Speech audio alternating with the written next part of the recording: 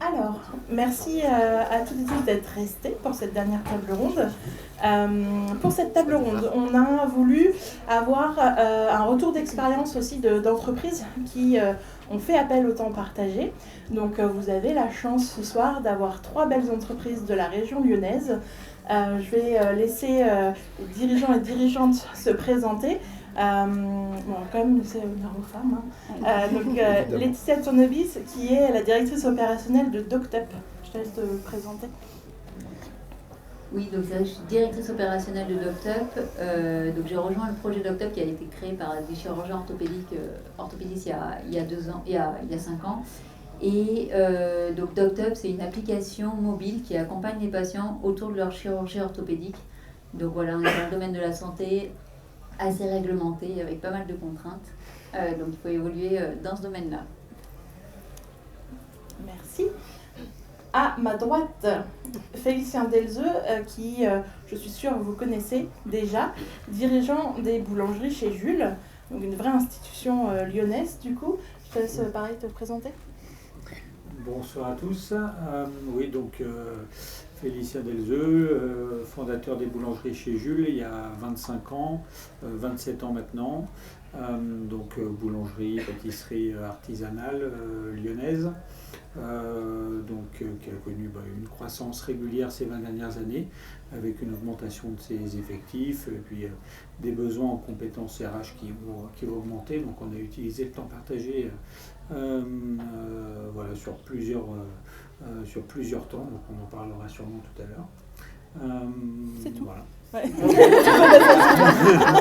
C'est bon. Alors, je vous présente. Bonjour à toutes et à tous, je suis Cyril Guillet, je suis le cofondateur et le CEO de Tenacy. Et pas que. En 2018, on a démarré notre aventure entrepreneuriale tout seul avec mon associé qui s'appelle Julien. On a créé une première structure qui s'appelle toujours Excube, qui est un cabinet conseil spécialisé en cybersécurité qui nous a permis de créer Tenacy ensuite. Donc aujourd'hui, on dirige ces 2 sociétés, Tenacy et Excube. Tenacy, c'est une solution SaaS dans la cybersécurité. On a filé le conseil pour aller vers le soft et on aide les entreprises à structurer leur cybersécurité et à les aider à passer leur certification. Aujourd'hui, le groupe, c'est un peu moins de 10 millions d'euros de chiffre d'affaires et c'est 90 personnes. Voilà. Merci, donc un grand merci à vous 3 d'être présents.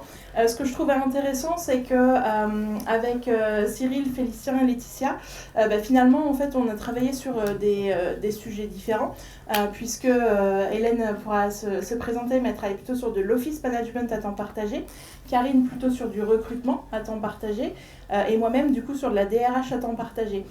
Et ce qui était intéressant aussi, c'est qu'au-delà des métiers différents, chaque entreprise a fait appel à nous, donc à TieUp, sur des moments très différents aussi de la vie de leur entreprise.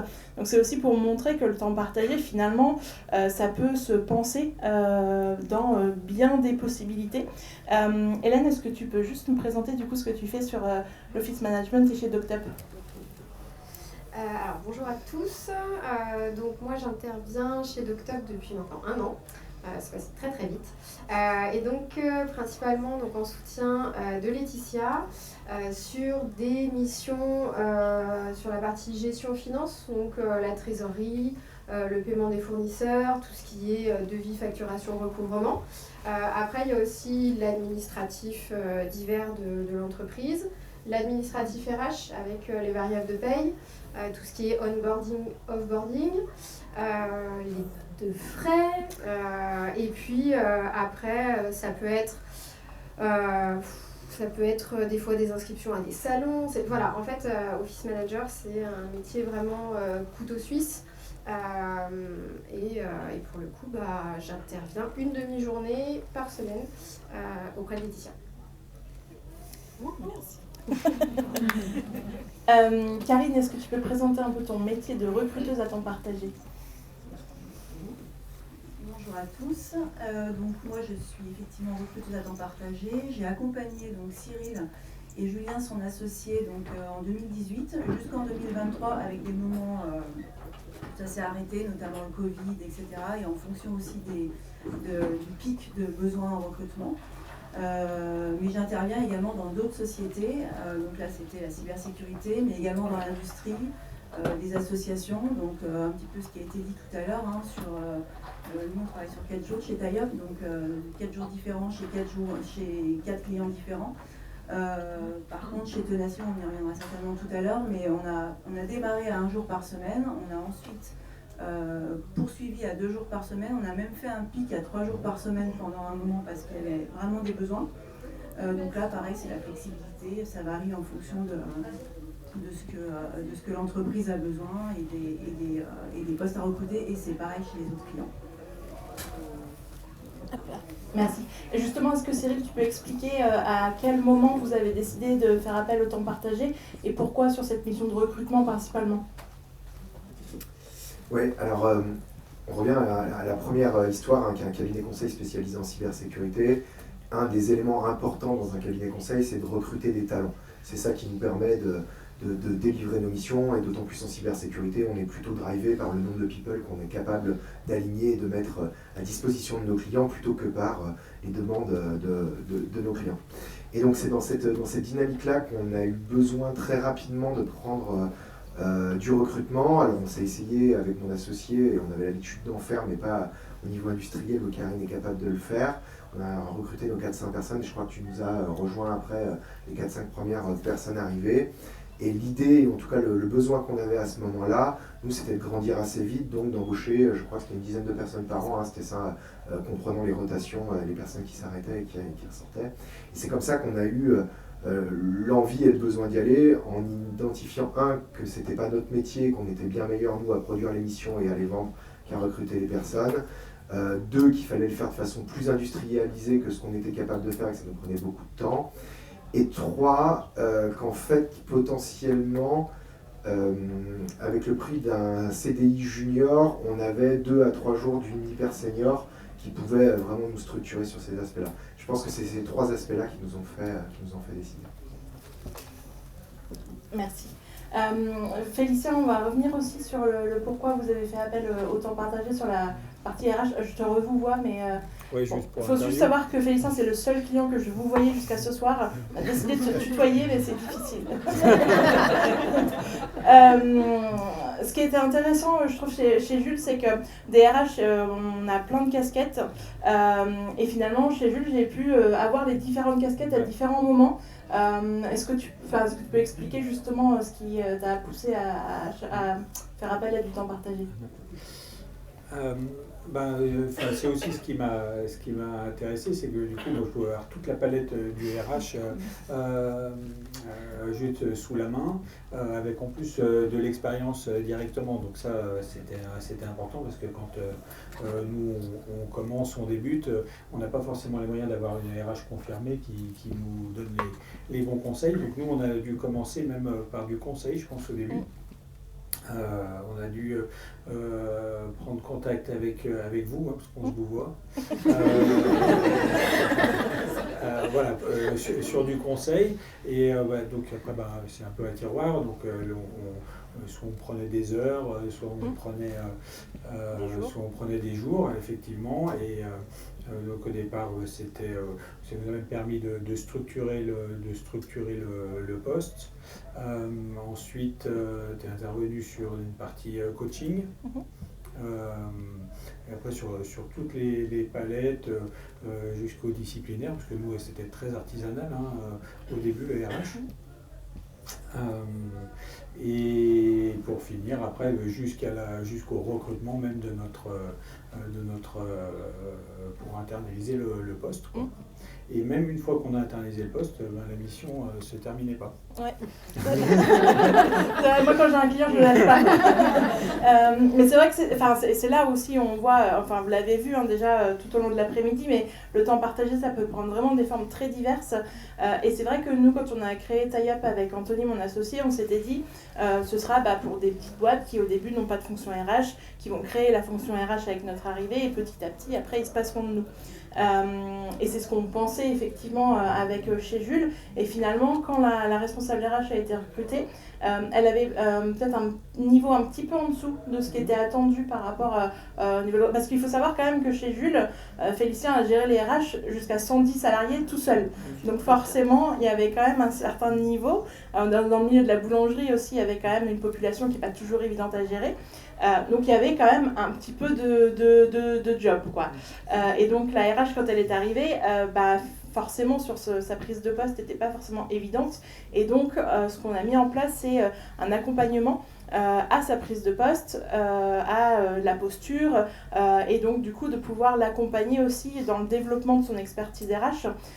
Et je pense que ça l'a beaucoup aidé dans sa prise de poste à être assurée, parce que elle n'avait pas toute l'expertise, notamment sur le disciplinaire, on en parlait, il y en a quand même pas mal dans le milieu de la boulangerie.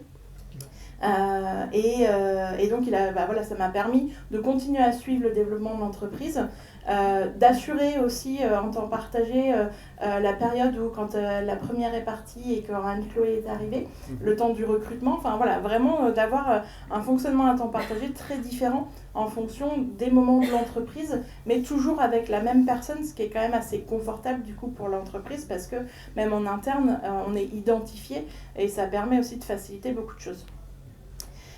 Laetitia, est-ce que tu peux nous dire toi où en est ton entreprise et pourquoi tu as fait appel au temps partagé ?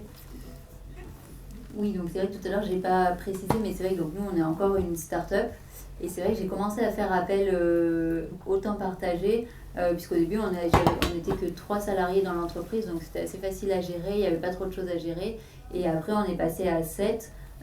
Toutes des personnes que j'encadre moi directement, donc ça faisait beaucoup de choses et je commençais à passer aussi beaucoup plus de temps sur l'administratif, le financier avec les factures clients et tout ça.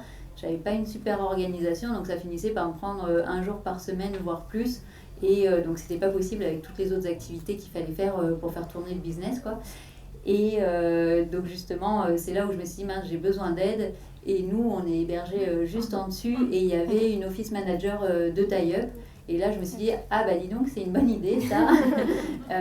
Donc voilà, donc j'ai fait appel à tie-up. Et c'est vrai que voilà, le gros avantage, c'est vrai que c'est d'avoir quelqu'un d'expérimenté tout de suite. Parce que c'est vrai que moi, c'est ce que j'avais dit, j'ai besoin de quelqu'un d'autonome. Je ne peux pas me rajouter quelqu'un à encadrer et tout ça. Donc ça, c'est super. Et avec une efficacité vraiment supérieure à la mienne sur ces tâches-là. Donc voilà, donc c'est plein d'avantages, et il y a toute la flexibilité aussi dont on a déjà parlé, voilà, et pouvoir se permettre justement d'avoir quelqu'un d'expérimenté à un coût limité, puisque c'est sur des temps limités mais qui apporte toute l'expertise. Top. Merci, en plus tu as anticipé ma question d'après sur les avantages, donc c'est parfait. Cyril, est-ce que tu peux nous dire aussi toi, pourquoi le temps partagé sur une fonction qui finalement est souvent plutôt intégrée dans les entreprises sur le recrutement ? Oui, je me suis fait ma transition tout à l'heure tout seul, je pense que c'est le niveau d'expertise. En fait, on avait le choix et on avait étudié la possibilité d'embaucher quelqu'un de plus junior pour faire le recrutement. Et on avait besoin que ça roule tout seul, pardon de l'expression. Et avec Karine, ça roule tout seul, donc ça c'est déjà pas mal. Et ça enlève beaucoup de charge mentale. Donc ça a été un des avantages hyper forts et rapides de pouvoir travailler, c'est le niveau d'expertise. Karine en a parlé, je pense qu'il y a la capacité de monter, de descendre en charge en fonction du besoin. Ça c'est la souplesse que vous offrez aussi tie-up dans cette capacité, ce côté partenariat, qui fait que quand il y a du monde, vous vous arrangez pour trouver le temps pour pouvoir faire le job, parfois sur le 5e jour, il me semble, c'est arrivé. Et donc ça, c'est vraiment très appréciable, parce que c'est pas une relation juste fournisseur, c'est une relation de partenariat, on a des besoins, comment on fait pour cranter. Moi, je pense que j'ai trouvé aussi, cette expertise, elle s'est beaucoup exprimée au moment où on est allé sur la partie start-up, la boîte Tenacy est une start-up, donc on est allé chercher d'autres compétences que la partie consultant en cybersécurité. Il a fallu trouver des développeurs, il a fallu trouver des commerciaux en SaaS, il a fallu trouver du market, enfin plein de métiers dont moi-même j'ignorais l'existence avant de les embaucher. Et c'est avec ça aussi qu'on a pu, c'est avec Karine qu'on a pu vraiment définir ces fiches de poste, pouvoir les recruter et vraiment les trouver. Et nous, ça nous a accéléré dans cette capacité-là. Je crois que j'avais fait les stats. Tu as dû recruter plus d'une trentaine de personnes chez nous, je crois. Donc, avec Excube, une quarantaine. Avec Excube, une quarantaine. Qui sont Donc, toujours en poste. sur une société qui fait 90 personnes aujourd'hui, alors il y a eu de la rotation évidemment, mais tu nous as vraiment aidé à décoller dans les premières années avec le dernier point que je soulignerais, c'est que j'envoyais mes commerciaux écouter Karine pitcher la boîte parce qu'elle les pitchait beaucoup mieux que eux. Donc, parce que c'est aussi ça le recrutement, c'était vraiment ce côté savoir vendre le projet, savoir vendre la boîte. Et Karine, elle a ce côté-là où elle arrive à détecter les éléments saillants du projet, à les revendre. Et ça, c'était la grande valeur pour nous en tout cas. Félicien, même question. Pour vous, les avantages du temps partagé, ce serait quoi ?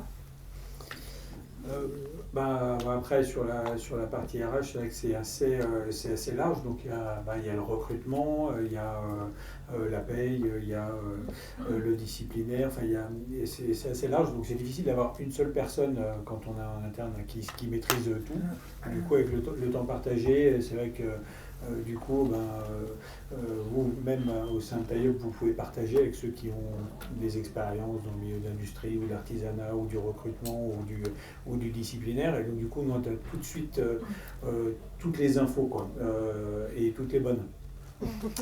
Voilà, donc ça c'est vrai que c'est assez important parce qu'on a toutes les compétences, réunies et puis souvent, comme je disais, on n'a pas, moi en tout cas c'était mon cas, je n'avais pas forcément les moyens d'avoir quelqu'un à demeure qui soit internalisé, qui ait toutes ces compétences-là, donc évidemment c'était une bonne manière de commencer. Et puis aussi, même une fois qu'on a recruté ensemble les RH, vous maîtrisiez toutes nos problématiques. Oui, vous, Tailleup, vous maîtrisiez toutes nos problématiques. Non, parce qu'il n'y a pas que toi qui es intervenu, il y a plusieurs personnes qui sont intervenues. Et donc, c'est vrai que c'était confortable, soit pendant les congés ou les absences de la personne qui était venue en interne, ou alors dans les moments de transition, quand une qui est partie, qu'il fallait recruter une autre, vous maîtrisiez tous nos process, tout de nos problématiques, et même dans les recrutements des nouveaux profils, vous les cibliez bien, parce que vous nous connaissiez bien, quoi. Donc ça, c'était vraiment, ça vous a permis d'aller plus vite et plus efficacement. La preuve, c'est qu'on a quand même pas de turnover ou très peu là-dessus sur ces domaines-là. Voilà, mais donc vraiment pour nous ça a eu tous ces avantages-là. Et puis la collaboration continue sur le coaching, des enquêtes internes, des fiches de poste. C'est vrai que c'est difficile maintenant de se passer de ce conseil-là, quoi. Merci. Alors, il y a beaucoup d'avantages, effectivement. Après, il y a aussi quelques limites. Peut-être que les limites, d'ailleurs, c'est les intervenantes elles-mêmes qui peuvent en parler dans un premier temps. Hélène, est-ce que tu peux en donner quelques-unes ? Typiquement, ça va être le temps alloué à la mission. Moi, par exemple, chez Doctop, c'est une demi-journée par semaine. Selon les semaines du mois, la demi-journée ne dure pas vraiment une demi-journée, on va pas se mentir. Autant chez Doctop, ça se passe bien, on a une très bonne entente avec Laetitia. Autant dans certaines missions, si vous voulez vous lancer à temps partagé, il faut faire attention au délai réel de travail. C'est-à-dire que, par exemple, 6 mois chez Doctop, une demi-journée par semaine, en fait, en réel, c'est 12 jours complets d'intervention. Donc en fait, ça, il faut faire attention des fois aux deadlines que les dirigeants peuvent vous poser ou vous, aux résultats que vous obtenez sur votre mission. 6 mois d'intervention, c'est pas 6 mois complets. Donc il y a ce délai au temps qui des fois peut être un peu problématique selon les entreprises et les missions. Merci. Karine ? Pour moi, les limites, alors déjà les avantages, c'est ce que disait tout à l'heure Cyril sur le pitch de son entreprise, c'est aussi grâce au fait que j'étais en immersion et que j'écoutais aussi les salariés tous les jours à la pause déjeuner, au café, et ça c'est riche et c'est précieux pour pouvoir mieux le vendre après aux candidats. Après, les limites, c'est que clairement, moi je suis très opérationnelle, donc c'est toutes les tâches chronophages que finalement Cyril m'a confiées pour que lui puisse se concentrer sur son activité. C'est le sourcing, c'est faire de la chasse, c'est de la présélection téléphonique, évaluer les candidats, etc. Donc on est quand même très focus là-dessus parce qu'on a un calendrier à respecter, donc c'était à peu près, c'est ce qu'il disait tout à l'heure, un recrutement par mois. Donc on devait par exemple recruter un PO au mois d'avril, sachant que les PO sont souvent en poste, donc il y a les périodes d'essai à prendre en compte, etc. Donc il faut, finalement tous les postes sont ouverts plus ou moins en même temps. Et du coup la limite, ce serait, si on veut travailler sur d'autres projets, la marque employeur, participer à des job dating, j'en sais rien moi, tenir un salon pour représenter Tenacy en tant que recruteur, tout ça c'est compliqué de le faire.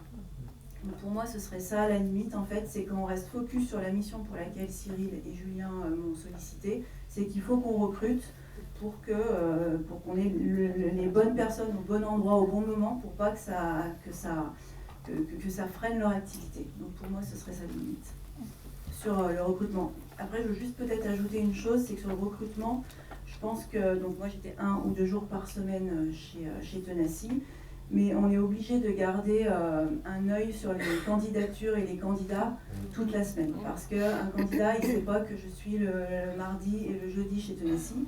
Donc il va me rappeler le mercredi et je ne veux pas, si c'est un bon profil, enfin tout le monde est plutôt plus ou moins un bon profil, mais en tout cas celui qui correspondra le mieux à ce que recherche Cyril, je vais devoir prendre du temps à un autre moment dans la semaine pour rencontrer ce candidat. Et je switch. Et je fais la même chose avec les autres clients. Le tout, c'est, comme le disait un peu Hélène tout à l'heure, c'est de gérer son temps et de faire attention, voilà, pas trop déborder, mais en même temps, on ne peut pas laisser passer des candidats. Donc voilà. La limite, ce serait peut-être celle-ci aussi. Et encore, je pense que sur la partie recrutement, on le sait, on doit être tout le temps disponible. Voilà. Merci. Laetitia, toi, tu vois des limites du coup sur l'intervention d'Hélène? Est-ce qu'il y a des frustrations parfois Non, il n'y a pas beaucoup de frustration. C'est sûr que des fois, on aimerait bien l'avoir encore plus parce qu'il y a encore plein de choses à mettre en place. Après, c'est vrai ce que je n'ai pas dit tout à l'heure sur les avantages. Moi, quand même, depuis qu'Hélène est là, ça m'a amené quand même un niveau de sérénité sur tout ça. Je sais que c'est complètement délégué et je trouve qu'en termes de charge mentale, c'est super. Ça enlève une bonne partie. Et l'autre point, c'est vrai, qui a été évoqué par les autres aussi, c'est tout l'accès au reste de l'équipe de Tie-Up.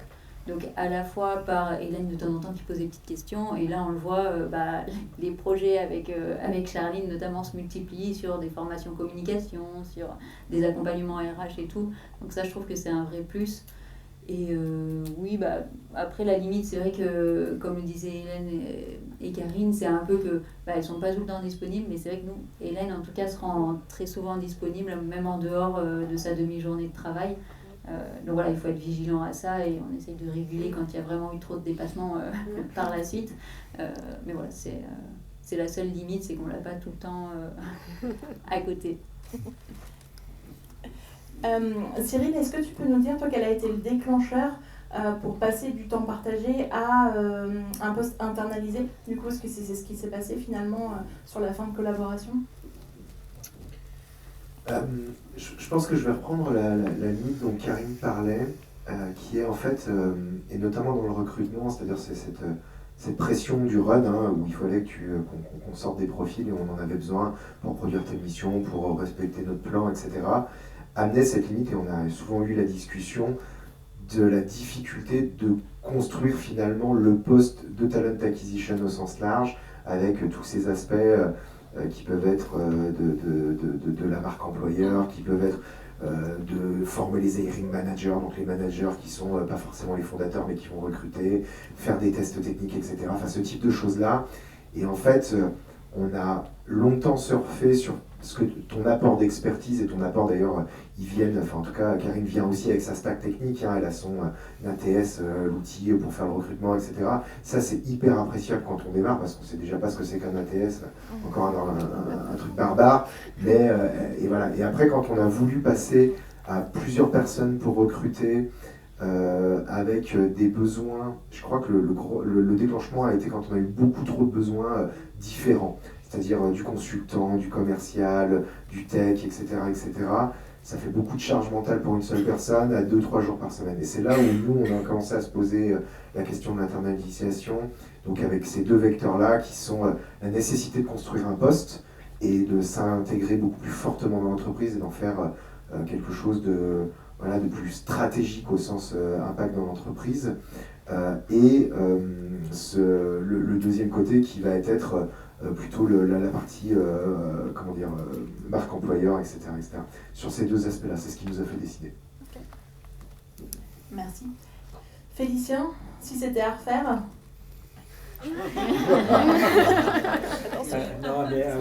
Oui, avant ça, je pense que la principale limite, c'est vraiment de bien définir le cadre du besoin.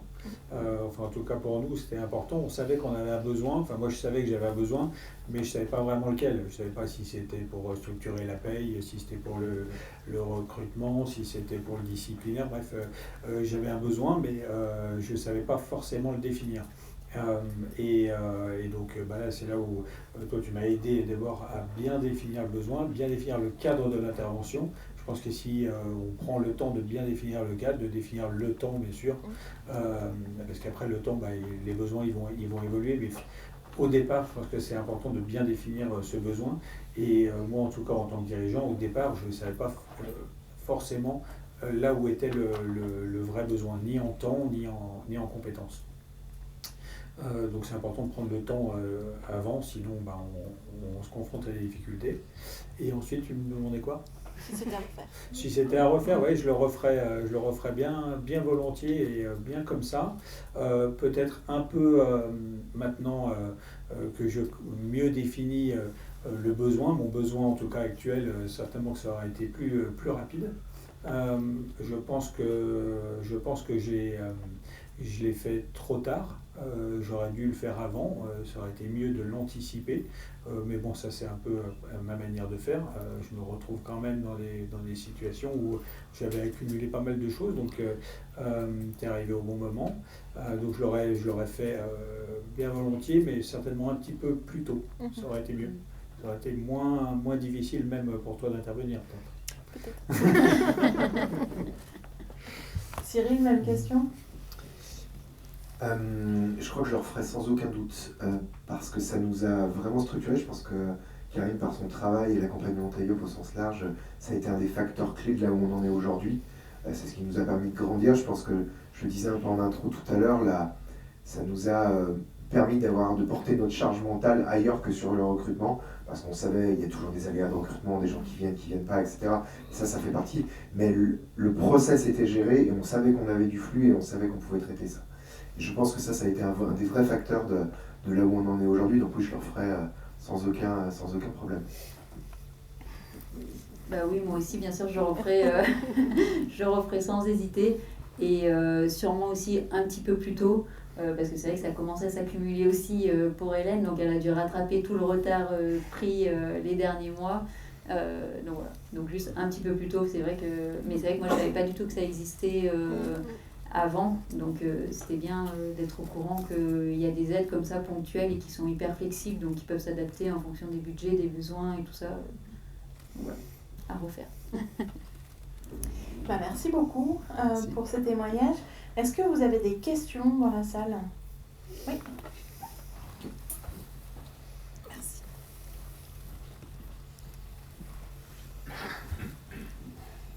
Tout d'abord, merci à tous les 6 de ce partage de témoignages. Je vais rebondir sur la question de Charline. Elle a dit si c'était à refaire, mais je vais dire, est-ce que vous allez en refaire ?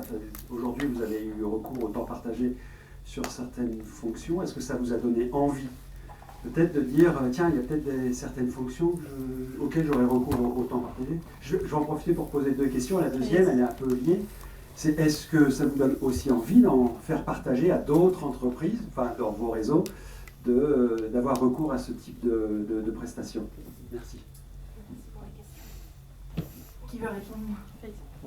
Vas-y, Félix. Alors, bon, moi d'abord, j'ai pas arrêté. En fait, les interventions de Taïeb et Partagé ont muté avec le temps et en fonction de nos besoins, mais la relation continue sur d'autres thématiques et d'autres sujets. Donc, ça, c'est intéressant. C'est pas figé, donc elle continue.